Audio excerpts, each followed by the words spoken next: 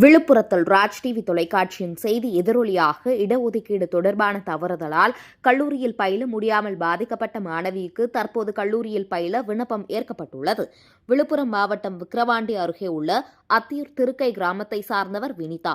இவர் இந்த வருட கல்வியாண்டில் அதே பகுதியில் இயங்கி வரும் அரசு மேல்நிலைப் பள்ளியில் 12ஆம் வகுப்பு பயின்று பொதுத் தேர்வில் அப்பள்ளியில் 600க்கு 521 மதிப்பெண் பெற்று முதலிடத்தில் வந்துள்ளார்.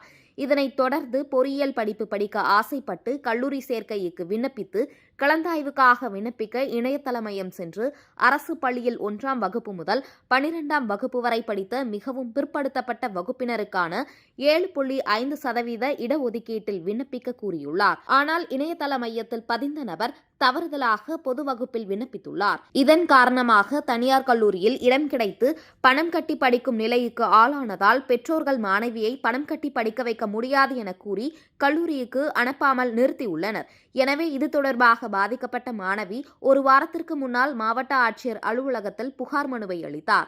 இச்செய்தி ராஜ் டிவி தொலைக்காட்சியில் செய்தி வெளியானதன் எதிரொலியாக தற்போது மாணவி விருப்பப்பட்ட கல்லூரியில் பயில விண்ணப்பம் ஏற்கப்பட்டுள்ளது. இந்நிலையில் உடனடியாக நடவடிக்கை எடுத்த மாவட்ட ஆட்சியரை பாதிக்கப்பட்ட மாணவி நேரில் சந்தித்து நன்றி தெரிவித்தார். மேலும் செய்தி வெளியிட்டு உதவிய ராஜ் டிவி தொலைக்காட்சிக்கு நன்றியும் வாழ்த்துக்களையும் தெரிவித்தார்.